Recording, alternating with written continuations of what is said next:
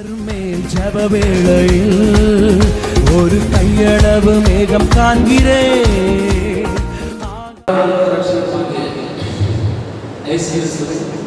இனி நாம்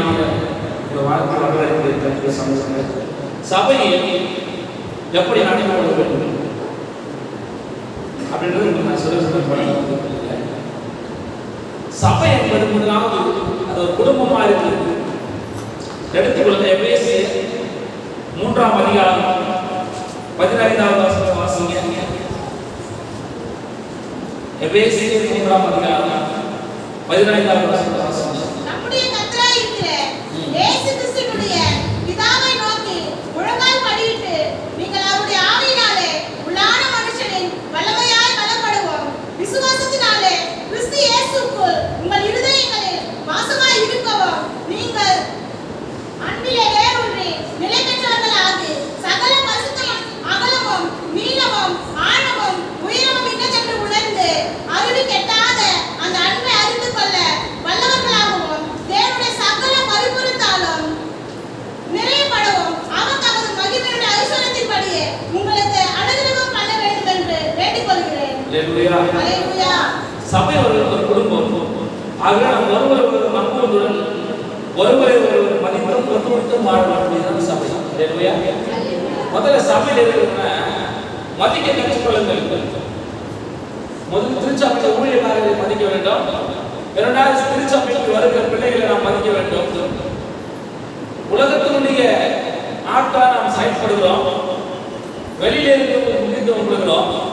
நம்ம சபைக்கு வருகிற பிள்ளைகளை நாம் நேசிக்க மாட்டோம்னா ஒரு குடும்பமாக செயல்பட முடியாது. அல்லேலூயா. நீங்கள் ஒரு குடும்பமாக சபையை ஏற்றுக்கொண்டாலும் ஏற்றுக்கொள்ளவில்லை என்றாலும் சபை என்பது ஒரு குடும்பம் தான். அல்லேலூயா. என்பதை நீங்கள் மறுத்துவிட முடியாது. சபையை நேசிப்பது என்பது இந்த கட்டடத்தில் உள்ள பொருட்களை நேசிப்பதல்ல. கட்டடத்தில் உள்ள தூய்மை செய்வது முக்கியமல்ல. சபை என்பது சபையை உள்ள இருக்கிற மக்களை நேசிப்பது. அல்லேலூயா. ஆகவே நாம் ஒருவரை நம்புவதுடன் முதல் சபையில் இருக்கிறவங்களை நம்பணும், அவங்களை மதிக்கணும், எல்லாரும் ஒன்றிணைந்து நாம் என்ன பண்ண வேண்டும், வாழ வேண்டும். இதுதான் சபை என்று வேதம் சொல்கிறது. அல்லேலூயா. இரண்டாவது நாம் பார்க்கிறோம், சபை என்பது ஒரு ஐக்கியம் என்று வேதம் சொல்கிறது. அப்போஸ்தலர் 2ஆம் அதிகாரம் 42வது வசனம்.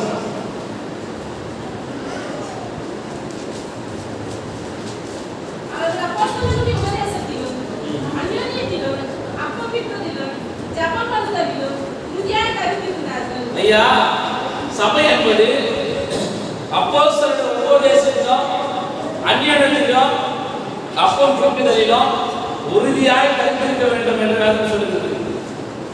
அப்போ நீங்க என்ன பண்ண, அப்பம் பிற்கிறீங்க, உபதேசம் சாத்தானுடையதா இருக்குது, உபதேசம் புறஜாதியானுடையதா இருக்குது, உபதேசம் உலகத்தினுடைய ஆற்றலா இருக்குது, உபதேசம் கல்வி மாநில உபதேசமா இருக்குது, உபதேசம் படித்தவரை நம்புற நீங்க, பதவியில் இருக்கிறவரை நம்புற நீங்க, படைத்தவரை நம்ப மாட்டீங்க.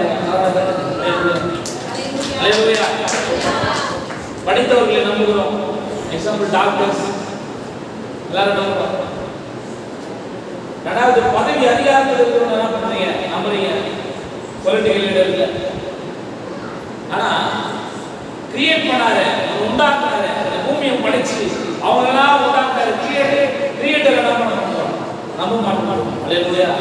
நான் சொல்றேன், இயேசுவை நம்பினார் வாழ்க்கையில் முழுவதுமாக உலகத்தை நீங்கள் வாழ வேண்டும் என்று தேவன் சொல்லுகிறார். அல்லேலூயா. இப்போ சபை என்பது குடும்பமாக இருக்கிறது. சபை என்பது சபை நம்முடைய செல்வங்களையும் மற்ற ஆசீர்வாதங்களும் மற்றவர்களோடு என்ன பண்ணணும், பகிர்ந்தும் மற்றவர்கள் பிரச்சனைகளையும் துன்பங்களையும் தாங்க வேண்டும் என்பதுதான் சபை. அல்லேலூயா. திருச்சபையில் நீங்க நல்லா இருக்கீங்க, உயர்ந்தியா இருக்காங்க, நீங்க மட்டும் உயர்ந்துட்டு நீங்க மட்டும் போகக்கூடாது. மற்றவர்களையா மதிப்புல மாற்றுவதற்கு நீங்கள் வழிகளை உண்டாக்க வேண்டும். முடிந்தால் உதவிகள் செய்ய உதவிகள் செய்யணும், அவர்களுக்காக செப்பிக்க வேண்டும். அல்லேலூயா. நீங்க ஜெபம் பண்ணணும். வீடு இல்லையா, உங்களுக்கு கத்திர வீடு கொடுக்குறாரா, நம்ம சர்ச்சில் யாராக வீடு ஜெபம் பண்ணணும், அது ஒரு பாசம். உங்களுக்கு கத்திர கார் கொடுக்குறாரா, நம்ம சர்ச்சில் யாரும் கார் இல்லை, கந்தர் எல்லாரும் கார் பார்க்கணும், ஜபம் பண்ணணும். உங்களுக்கு பைக் இல்லையா? பைக் யாராவது இல்லை, சபையில் அவங்களுக்காக ஜபம் பண்ணணும். அந்த பைக் உங்களுக்கு உங்ககிட்ட நீங்கள் போட்ட சபையில் அவங்க நாராக இல்லையா? நீங்கள் சபையில் அவங்களுக்காக ஜபம் பண்ணணும். எவ்வளோ அவங்க தரணும். உங்களுக்கு கடன் இல்லையா? யாரும் கடனோட இருக்காங்க, அவங்களுக்காக ஜபம் பண்ணணும். நீங்கள் நல்லா இருக்கீங்களா? உங்கள் வியாதி இல்லையா? வியாதியோட இருக்கிறவங்களுக்காக நம்ம ஜபம் பண்ணணும். அதாவது நமக்கான முயற்சிகளை, நம்மால் முடிந்த உதவிகளை சபைக்கு நாம் செய்ய வேண்டும். அதே போல சபையுடைய மக்களுக்கு நாம் சபையை செய்ய வேண்டும். அதான் சபையோட ஒரு ஐக்கியம். அல்லேலூயா. சமூகம் சொல்றேன், ஒரு அம்மா சபையில் டெய்லி கொஞ்சம் இருப்பாங்க, சபையில் ஆராதனை டைம் தொடர்பாங்க. அப்போ ஒருத்தர் ஆல்டோ கார் ஒன்று சபையில் எடுத்து வர, ஆல்டோ கார் சபையில் புது கார் ஜபம் பண்ண சபையினுடைய முன்னாடி ஜபம் பண்ணிட்டு வரலாம் அப்படின்னு சொல்லி வந்தாங்க. வரும்போது அந்த அம்மா என்ன பண்ணாங்க, அந்த ஆளுக்கு தொடச்சு வந்தாங்க. அந்த அம்மா பார்த்தீங்கன்னா ஒரு தாழ்வு, ஒரு கஷ்டம் வந்துச்சு. பாக்கெட்ல இருந்து ஒரு 100 ரூபாய் எடுத்து அந்த அம்மா கிட்ட கொடுத்துட்டு, இது நீங்க வச்சுக்கணுமா அப்படின்னு கொடுத்தா, உடனடியா என்ன பண்ணாங்களா, அந்த அம்மா எடுத்து அந்த காசை அந்த சபையில் இருந்த காணிக்கை பெட்டியில் போட்டாங்க. இதை பார்த்து அவருக்கு மிகுந்த கோபம் வந்துச்சு. ஆனா இது நம்ம இவங்க தான் போகிறோம், இவங்க உண்டியில் போகிறாங்களே அப்படி கோபம் வந்து கம்மன் உட்காந்து நம்ம சபையெல்லாம் துவச்சிட்டு நாட்டில் லைட்லாம் போட்டுவிட்டு வெளியே போனோம்னா 2 எஸ்கார்டு அம்மா காட்டிக்கிறாங்க. அவங்க யார் காரு பிஎம்டபிள்யூ காரில் ஏறாங்க. அவங்க கிட்ட போய் கேட்டாங்க, அம்மா நீங்கள் யாருமா அப்படின்னு சொல்லி. அப்போ அந்த அம்மா சொன்னாங்களா, நான் இந்த மாவட்டத்தினுடைய கலெக்டராக இருக்கேன், இந்த பணி, இந்த சபையினுடைய தூய்மை பணியை நான் செய்யறதுக்கு இந்த பாஸ்டர் நான் கெஞ்சி கேட்டு பர்மிஷன் வாங்கி இந்த வேலையை நான் செய்கிறேன். இது எனக்கு மனதுக்கு பிரயோஜனம் உள்ளதாக இருக்குது. இதை செய்ததுனால தான் கர்த்தர் என்ன உயர்த்தா இருக்குன்னு சொல்லிட்டு அவங்க சொல்லிட்டு போனாங்க. இவர் மன துன்பத்தோட தான் போனாங்க, அழ ஆரம்பிச்சாங்க. இவ்வளோ போய் உயர்ந்தவர்களாக இருந்தாங்க, இவங்க இந்த பணியை மனமோந்து வந்து செய்கிறாங்க. நம்ம சாதாரணமாக தான் ஒரு சாதாரண வாகனத்துக்கு தான் வரும், நம்மளுக்கு இவ்வளோ பெருமை இருக்குன்னு சொல்லி அவர் கதை எழுதி எனக்கு ஒப்பு கொடுக்க ஆரம்பிச்சாங்க. இல்லையா, நான் உங்களுக்கு சொல்லுகிற நான் கருத்து பிள்ளைங்க, நம்ம வைத்திருக்கிற பதவியோ பணமோ நம்ம போட்டுக்கிற உடையோ நம்ம போட்டுக்கிற நகையோ நம்ம காப்பாற்றாது. நம்முடைய இருதயம் தாழ்மையுள்ளவர்களை கர்த்தர் அதிகமாக நேசிக்கிறார். தேவனுக்காக செய்கிறவர்களை தேவன் அதிகமாக நேசிக்கிறார். இல்லையா, இதுதான் நம்ம சபையில தெரிந்து கொள்ள வேண்டும். எங்கன்னா அதாவது நீங்க என்ன நினைக்கிறீங்கன்னா சபையோட மட்டும்தான் நம்ம எல்லாம் தாழ்மையுள்ளவர்களா இருக்குன்னு சொல்லி வெளியிலேயும் தாழ்மையுள்ளவர்களா இருக்கு. நம்ம தேடி யாரெல்லாம் வராங்களோ அவங்க எல்லாம் தாழ்மையின் குணத்தை காமிக்கணும். கிறிஸ்துவ விருதையிலிருந்து பிறக்கத்தை அவங்க காண்பிக்கணும். நீங்க ஒரு வேலை செய்றீங்களா, அந்த வேலையை ஏசியை காமிக்கணும். நீங்க சாப்பிடுறீங்களா, அந்த சாப்பாட்டுல ஏசி ஆசிரியர் காமிக்கணும். நீங்க விவசாயம் பண்றீங்களா, அந்த விவசாயத்துல ஏசி ஆசிரியர் காமிக்கணும். எப்படி காமிக்கணும்? விவசாயத்துல நீங்க பம்ப் செட் வச்சுக்கிறீங்க, அப்போ பம்ப் செட் வச்சுக்கும் போது யார் அவங்க ஒரு கையில் வச்சுக்கிறான், நல்லா வச்சுக்கிறான், அவன் தண்ணியில் இருப்பான், அவனுக்கு தண்ணி கொடுக்கணும். நேரி பாசனம் பாசும்போது அந்த ஓசை இல்லாமல் இருக்கும். அவனுக்கு ஒரு நாள் என்ன பண்ண அவர் சால் பாசு வச்சு. இதெல்லாம் தான் கிறிஸ்துவின் அன்பை காண்பிக்கக்கூடியது. உங்க சொந்தக்காரருக்கான தண்ணி வருது, உங்க சொந்தக்காரருக்கான நீர் பாய்ச்சி படுறது, மற்றவங்க இருக்குது. இதெல்லாம் நம்ம பண்ணக்கூடாது. இதெல்லாம் தேவன் நேசிக்கிறது, எல்லாரையும் நேசிக்கிறது என்று தேவன் விரும்புகிறார். முகம் தெரியாதவனை நேசி, முகம் தெரிந்தவனும் நேசி. அல்லேலூயா. எல்லா முகத்தையும் கர்த்தர் பிரகாசிக்க பண்ணியிருக்கிறார். எல்லா முகத்தையும் கடவுள் தான் படைத்திருக்கிறார் என்பதை நீங்கள் நம்ப வேண்டும் என்பான கர்த்தர் பிள்ளைகளே. அல்லேலூயா. இதான் தேவன் என்ன பண்றாரு, அதிகமா நேசிக்கிறார். சபை என்பது ஒரு குடும்பமா இருக்கிறது, சபை என்பது ஒரு ஐக்கியமா இருக்கிறது. மூன்றாவது நாம் பார்க்கும்போது சபை என்பது ஒரு சரீரமா இருக்கிறது. ஒருவருடைய 12ஆம் அதிகாரம் 12வது வசனம். எப்படியெனில் சரீரம் ஒன்று, அதற்கு அவயங்கள் அநேகம், ஒரே சரீரத்தின் அவயங்கள் எல்லாம் அநேகமாக இருந்தும் சரீரம் ஒன்றாகவே இருக்கிறது. அந்த பிரகாரமாக கிறிஸ்துவும் இருக்கிறார். ஆகவே அவையாவர்களாகிய நாம் சுயநலமில்லாமல் ஒருவர் மீது ஒருவர் அக்கறை கொள்வதும் அன்புடனும் இரக்கத்துடனும் பலவீனமானவர்களுக்கு உதவ வேண்டும். அல்லேலூயா. வசனம் சொல்ற சபை ஒரு சரீரம். யார் பலவீனமா இருக்காம அவங்க உதவ வேண்டும். நான் சொல்ல கேளுங்க. நீங்க சர்ச்சுக்கு வரீங்க, நீங்க ஒரு ஊழியத்துல கொடுக்குறீங்க, நீங்க கொடுக்குறீங்க அப்படின்றதுனால நியாயத்தையும் நீதியும் மாற்ற முடியாது. நீதினாவோ நியாயனாவோ கடவுள் தான் சொல்லியிருக்கா, அதை செய்ய முடியும். அல்லேலூயா. சபைக்கு வந்தவங்க ஒரு நீதி தான், சபைக்கு வராதவங்க ஒரு நீதி தான். நீங்க சபைக்கு வரதுனால உங்களுக்காக நீதி நடக்காது. நீங்க தப்பு செய்துட்டு நீதி எதிர்பார்க்க கூடாது. நீ செய்து தவறு என்றால் அதோட தண்டனை, அது நியாயப்பிரமாணம், இது நீதியின் பிரமாணம். அல்லேலூயா. அதை தப்பி மன்னித்து உங்களை வாழ வைப்பது தான் இந்த சபையினுடைய வேலை. அதான் அவர் சொல்றாரு, சபை என்பது ஒரு குடும்பம், சபை என்பது ஒரு சரீரம், சபை என்பது ஒரு கட்டிடம். அல்லேலூயா. சொன்னாங்க இந்த சபையில பசங்க ஒழுங்கா இருக்காது, அதாவது பேசிக்கிட்டு பின்னாடி உட்காந்து சிரிச்சுக்கிட்டு ஐயா இதெல்லாம் ஒரு கப்பலாம் சொல்லிட்டாரு, அது என்ன பண்ணுது, அதாவது வழியில போகுது. இது சபையா இல்லை வேற ஏதாச்சும் நிறைய பேர் தான் பண்றாங்க, கமெண்ட்ஸ் பண்றாங்க. அப்போ சபையில் இருக்கிற ஒரு அம்மா வந்து ஐயா நான் சபையை வரமாட்டேன், ஏமா வரமாட்டேன், இந்த சபை சரியில்லை அப்படின்னு சொன்னாங்க.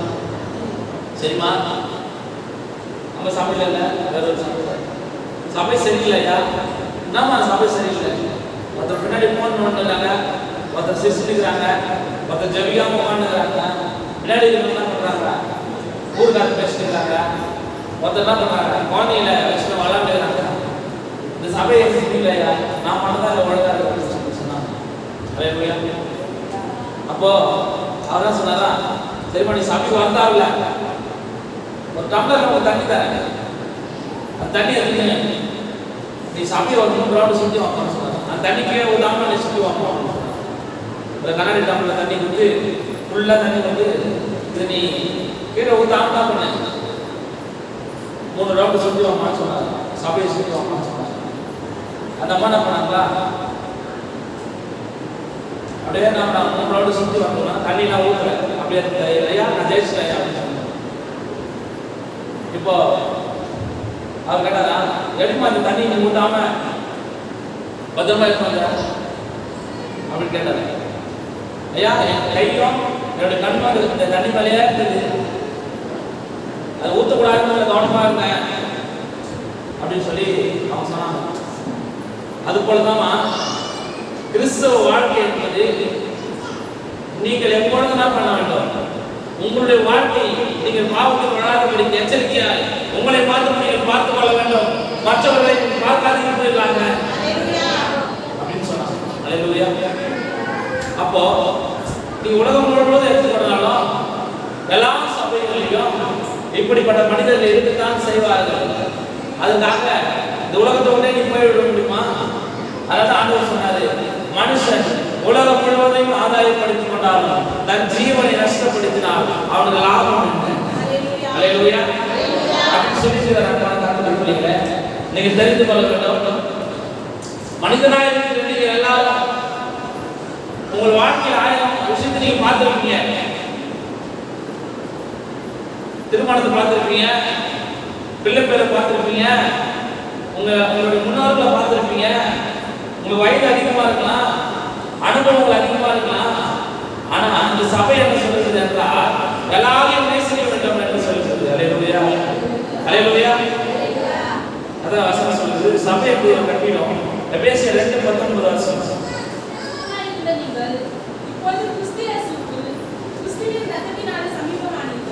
அல்லேலூயா. தூரம் பார்த்தீங்க, இப்ப சமீபமா என்ன பண்ணீங்க, கிறிஸ்தியேசின் மதத்தால நீங்க என்ன மாட்டீங்க, சமீபமா மாட்டீங்க. ஆகவே ஜீவனுள்ள கற்களாகிய நம் தேவன் வைத்துள்ள இடத்தில் தாழ்மையுடனும் மகிழ்ச்சியுடனும் யாரையும் வெறுக்காமலும் தற்பெருமை கொள்ளாமலும் சபையில் இருக்கிறது. அல்லேலூயா. தற்பெருமை கொள்ளாமல் நாம் சபையில் என்ன பண்ணுறோம், இருக்க வேண்டும் என்று தேவன் சொல்கிறார். அல்லேலூயா. சபை என்பது ஒரு பள்ளி. எபேசியர் 3ஆம் அதிகாரம் 18ஆம் வசனம்.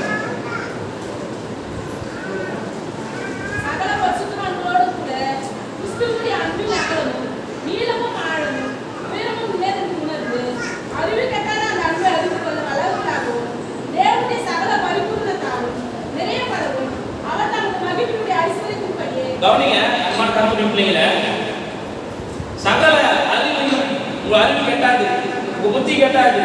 ஆனா அவர் கொடுக்கிற அறிவு பெரிதா இருக்கும். அந்த அறிவு வளரணும், பூரண புருஷனாகவும் பரிசுத்தமானவர்களும் கூடுகையை தவிர்த்திருக்கிறார். அல்லேலூயா. அப்ப சபை என்பது ஒரு பள்ளியா இருக்கு. பள்ளியில டீச் பண்ணுவாங்க, உங்களை கேட்ச் பண்ணுவாங்க, உங்களை கடிந்து கொடுப்பாங்க, உங்களை பேசுவாங்க, உங்களுக்கு சில நடவடிக்கைகளை சொல்லிக் கொடுப்பாங்க, சில ஒழுக்கங்களை சொல்லிக் கொடுப்பாங்க. ஆகையால் நீங்க சோர்ந்து போகக்கூடாது. அல்லேலூயா. முதலாவது சபைக்கு வந்துருந்தீங்க, ஆப்சண்ட் ஆகணும், சபைக்கு வரணும். ரெகுலரான சபைக்கு வருகிறவர்களாக மாற வேண்டும். ரெகுலராக சொல்லக்கூடாது, மாறக்கூடாது. அல்லேலூயா. ஒழுங்குள்ளவர்களாக நடந்து கொள்ள என்றாலும் சொல்லுது, ஒழுக்கமற்றவர்களாக நடந்து கொள்ளக்கூடாது. யாரெல்லாம் சபைக்கு வரலையோ அவங்கள ஒழுக்கம் மற்றவங்க என்றாலும் சொல்லுது.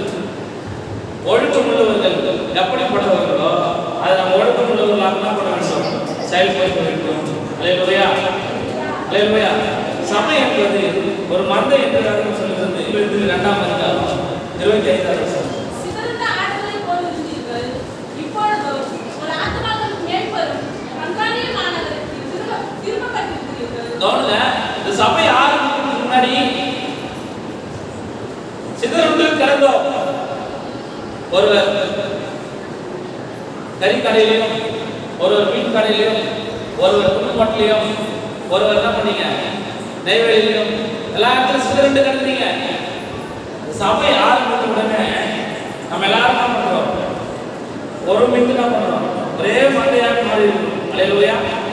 ஆகவே நாம் தன்னிச்சையாக சுய எண்ணத்தோடு இல்லை, ஒரு தன்னிச்சையாக செயல்படாமல் மற்றவர்களை சார்ந்தும் மற்றவர்கள் எல்லா காரியங்களும் ஒத்துழைப்புடன் நம்ம ஆத்ம மேம்படி பின்தொடர வேண்டும். நம்ம எல்லாம் ஒன்று சேர்ந்து எதற்காக?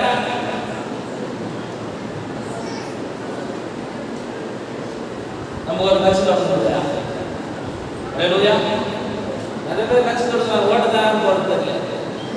அல்லேலூயா. கவனிங்க, சபை என்பது ஆத்ம நேசரை பின்தொடர்வதாக. சபை என்பது ஆத்மா நேசரை பின்தொடர வேண்டும். அவருடைய அன்பை நாம் பின்தொடர வேண்டும். அவர் அன்பை நாம் வாழ வேண்டும். அல்லேலூயா. அதான் சொல்றது. நீ பார்த்தீங்கன்னா உங்களுக்கு தெரியும், மோசே எகிப்து தேசத்தில் போகும்போது ஒரு எகிப்தியனை வெட்டி மணல் உள்ள போனார் சொல்லி வரும்போது, துன்மார்க்கன், இவன் பாவி, இவன் அக்கிரமம் செய்கிறவன், அநியாயம் செய்கிறவன் அப்படின்னு சொல்லி எல்லாரும் என்ன பண்ணாங்க? மோசரை பார்த்து ஜனங்கள் பயந்தாங்க.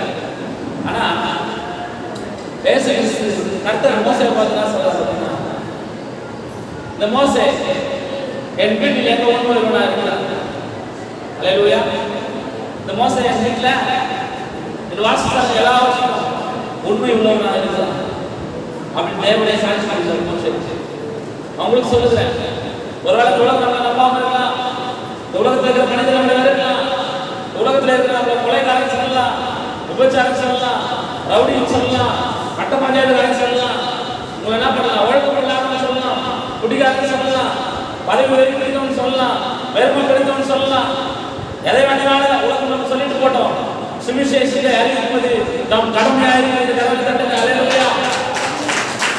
ஒரு உலகத்துக்காக வாழ மாட்டதில்லை, தேவனையோட பார்த்து நம்ம வாழ்ந்து கொண்டு இருக்கிறோம். அப்போ இந்த ஆண்டவர் இயேசு கிறிஸ்து ஒரு ஸ்டேட்மெண்ட் கொடுக்கிறாரு, மோசே என் வீட்டில் எங்க உண்மை விற்பனா இருக்கிறான். அல்லேலூயா. மோசே ஒரு கட்டளை ஏற்றார், 10 கட்டளையை ஆண்டவர் நேரடியாக கொடுக்கிறார். அந்த கட்டளை எப்படி கொடுக்கிறாருன்னு சொன்னா, அந்த கட்டளை ஏற்ற வரைக்கும் திருமணத்தை யார் வேணாலும் பண்ணலாம். சொந்த குடும்பங்கள் இருந்தா சித்தி சித்தப்பா புகழக்கூடிய பெண்களை திருமணம் நடந்து கொள்ளலாம் என்று பழகி பெருகி பூமியை நிரப்புகிற சட்டம் இருந்தது. மோசே அந்த சட்ட கட்டளை எழுதுறாரு பார்த்தீங்களா, அங்க இருந்துதான் பெண் பார்த்து திருமணம் செய்து கொள்ள ஒரு பழக்கம் உருவானது என்று வேதம் சொல்லுகிறது. அப்போ நீங்க பார்க்கும்போது அது வரைக்கும் குடும்ப உறவுகள் இருந்ததுன்னா பெண் எடுத்தார்கள் பெண் கொடுத்தார் என்று வேதம் சொல்லுகிறது. மோசே என்ன பண்றாரு, அந்த 10 கட்டளை எழுதுறாரு. எழுதின உடனே மீரியாம் அவங்க அக்கா, மோசேனுடைய அக்கா, அவங்க எல்லாரும் ஒன்று சேர்ந்து மோசே எழுதிட்டு அவர் போய் அந்நிய தேசத்துக்கு ஸ்திரீகளாகிய ஒரு பெண் என்ன பண்றாரு, ஆப்பிரிக்கன் தேச ஆப்பிரிக்கா பெண் மோசே கல்யாணம் பண்ணாரு. ஆப்பிரிக்காவை சேர்ந்த ஒரு பெண் என்ன பண்றாரு, கருப்பு இனத்தை சேர்ந்த ஒரு பெண்ணை கல்யாணம் பண்றாரு. அப்போ இந்த சட்டத்தை நீர்தானே எழுதி நீரே பேரலாமா அப்படின்னு சொல்லி இவங்க மோசே கேள்வி கேட்கிறாங்க. அவங்களுடைய சபை எல்லாம் ஆட்கள் சேர்ந்து கேள்வி கேட்கிறாங்க. நான் உன்னை மார்க்க தூக்கி பார்த்தேன் அப்படின்னு சொல்லிட்டு எல்லாரும் நான் கேட்கிறேன். மோசே நீங்க தான் எழுதுறீங்க, உங்க கூட மட்டும் தான் ஆண்டவர் திமுறா இருக்குதா, என் கூட ஆண்டவர் இல்லையா, உங்களோட மட்டும் தான் ஆண்டவர் பேசுவார் திமுறை இருக்குதா, எங்கிட்டலாம் பேச மாட்டாரா அப்படின்னு சொல்லி மோசே வார்த்தைகளை அறுத்து எடுத்தாரு. அல்லேலூயா. அப்போ நான் சொல்றேன், இப்படிலாம் ஆண்டவர் பேசுவாரு. சொப்பனம் மூலமாகவோ தரிசனம் மூலமாகவோ வேதத்தின் விருதி அவங்க பேசுவாரு. மோசே கிட்ட முகமுகமா பேசினார். அல்லேலூயா. முகமுகமா இந்த வேதத்திலேயே உலகத்திலேயே யாரும் கருத்தை என்ன பண்ணல, நேரடியா பார்த்தவர்கள் எல்லாரும் மறைத்து போனார் என்று சொல்லுது. அவரு கிட்டப்பட்ட தான் முகமுகமா பேசி இந்த கட்டளை நிறைவேற்றினாங்க. அல்லேலூயா. இந்த 10 கட்டளைகளும் இன்னைக்கு இந்திய அரசாங்கத்துடைய சட்டமா இருக்குது, இது பிரிட்டிஷ் அரசாங்கத்துடைய சட்டமா இருக்குது. அவங்க நம்ம எத்தனை பிரிட்டிஷ்ல படிச்சாங்க, நம்ம ஊர்ல இருந்தவங்க அதை எத்தனை படிச்சாங்க. இந்த வேலைக்குள்ள சட்டங்கள் தான் இன்னைக்கு நமக்கு சட்டமா மாறி இருக்குது. அருமையான சட்டம், அதை நாம் பின்பற்ற வேண்டும் என்ற தேவை இருக்கிறார். அல்லேலூயா. அந்த சட்டத்தின் பேர் தான் தண்டனை. இந்த சட்டத்தின் பேர் தான் உங்களுக்கு நீதி பிரமாணம் கிடைக்கும். அல்லேலூயா. மீறினா கூட உங்களுக்கு மன்னிப்பு கிடைக்கும் என்று வேதம் சொல்லுகிறது. அல்லேலூயா. அப்போ நீங்கள் புரிந்து கொள்ள வேண்டும் அன்பான கர்த்தருடைய பிள்ளைகளே, மோசே தேவனுக்கு உண்மையா இருந்தா அப்ப எல்லாரும் என்ன பண்ணாங்க, அப்ப மோசே பண்ண தப்பா உங்களுக்கு தெரிஞ்சிருக்கிறது வரைக்கும் மோசே அந்நிய ஸ்திரியை மணந்திருக்காரு. அவரே எழுதிட்டு அவரே அந்நிய ஸ்திரியை மணக்கலாம், திருமணம் செய்து கொள்ளலாம் அப்படின்னு சொல்லி நீங்க நினைக்கிறீங்களா? அந்நிய ஸ்திரி இல்ல, அந்த தேசத்தால் வளர்க்கப்பட்டவள் அவள் இந்த ஸ்திரி தான். அல்லேலூயா. அந்த அந்நிய தேசத்தில் வளர்க்கப்பட்டவள் தவிர அவள் இந்த தேசத்தோட ஸ்திரி, அதை விட்டு நான் விளக்க அவசியம் இல்லைன்னு சொல்லி மோசே சொல்றாரு. மோசே எதிர்க்கிறதுனால, மோசே கீழ்ப்படியாம போனதுனால 7 நாள் பாளையத்துக்கு புறம்பே இருக்காங்க. அக்காவோட இருக்கும் யாரா இருக்கும், நீ மார்கான தூக்கி போட்டு வாழ, தோல்கான தூக்கி போட்டு வாழ. அல்லேலூயா. ஊழியக்காரர்கள் விரோதமா சபைக்கு விரோதமா பேசும்போது தேவனை அறிந்து அல்லேலூயா என்பதை நீங்கள் மறந்து விடக்கூடாது, என்பதை நீங்கள் என்ன பண்ணக்கூடாது. எனக்கு தெரிந்து உண்மை உள்ள ஊழியக்காரர்கள் தேவனை அறிமுறை செய்யுது. மோசே கூட உண்மை உள்ள ஊழியக்காரர்களை தேவனை அறிமுறை பண்றாரு.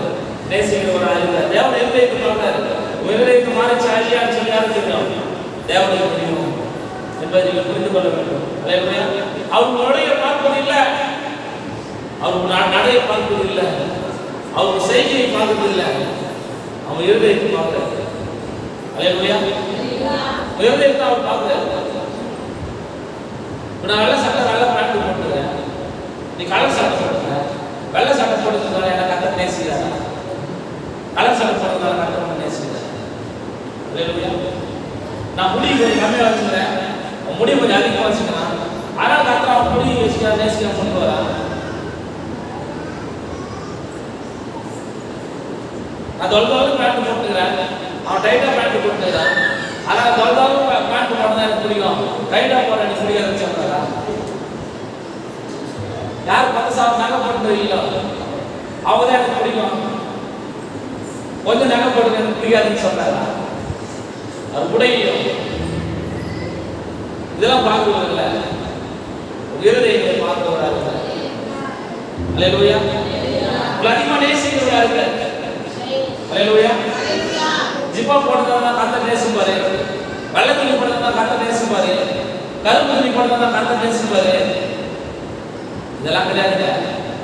கர்த்தர் நீ எப்படி எந்த நிலைமையில கர்த்தர் நேசிப்பாரு. கர்த்தர் உன்னை விடுவிக்கிறவராக அல்லேலூயா. மீசி அஷ்டா கர்த்தர் நேசிப்பாரு, தாடி அஷ்டா கர்த்தர் நேசிப்பாரு. அல்லேலூயா. இதெல்லாம் இல்ல, இதெல்லாம் கிறிஸ்துவ நேரம் இல்லை. தலையில ஸ்கார்ப் எடுத்தா கர்த்தர் நேசிப்பாரு. அல்லேலூயா. இப்படிலாம் கர்த்தர் நேசிப்பாரு. அவர் இருதயத்தை பார்த்து அன்றன்றைய படியை அளந்து தருகிறார். அல்லேலூயா. அன்றன்றைய படி என்ன பண்ற அளந்து தருகிறார். நிறைய பேர் சொல்றாங்க இந்த சபைக்கு போனா அற்புதம் நடக்கும், அந்த சபைக்கு போனா அற்புதம் நடக்கும், இங்க பவர் இருக்குது, அங்க பவர் இருக்குது. அல்லேலூயா. எனக்கு இதையெல்லாம் பார்க்கும்போது மிகுந்த ஒரு பக்கம் சிரிப்பு வருது. என்ன சிரிப்பு வருது அப்படின்னு சொன்னா, நீ கர்த்தரை பார்க்கிறாயா மனிதனை பார்க்கிறாயா? ஒரு கேள்வி வருது. கர்த்தரை பார்க்கிறியா மனுஷனை பார்க்கிறியா? ஒரு சபை எப்படி நம்ம முடிவெடுக்க வேண்டும் என்றால், ஒரு சபையில அற்புதங்கள் மட்டும் நடக்குதுன்னா அந்த சபை பிசாசுடையது. அதிசயங்கள் மட்டும் நடக்குதா பிசாசுடையது. தீர்க்க தரிசனங்கள் மட்டும் நடக்குதா பிசாசுடையது. பேய்கள் மட்டும் தொடர்றாங்கன்னா பிசாசுடையது. உறவு ஜபம் மட்டும் பண்ணாங்கன்னா பிசாசுடையது. அல்லேலூயா. 32 வசனம்.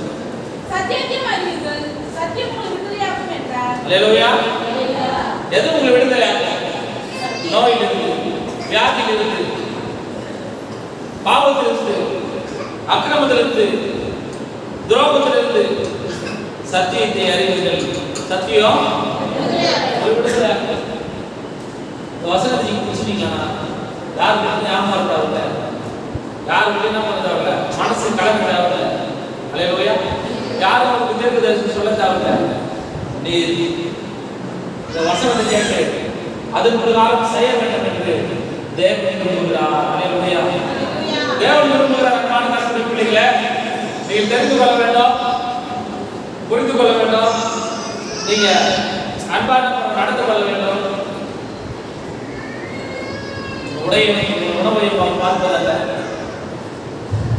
உங்களுடைய கொள்கைகளை அவர் பார்ப்பதில்லை, விருதைக்கு தான் அவர் பார்க்கிறார். உங்கள் வழியில் நீங்கள் நடக்காதீர்கள், தேவனுடைய வழியில் பயணியுங்கள், தேவனுடைய வாழ்க்கையை பயன்படுத்துங்கள். அல்லேலூயா.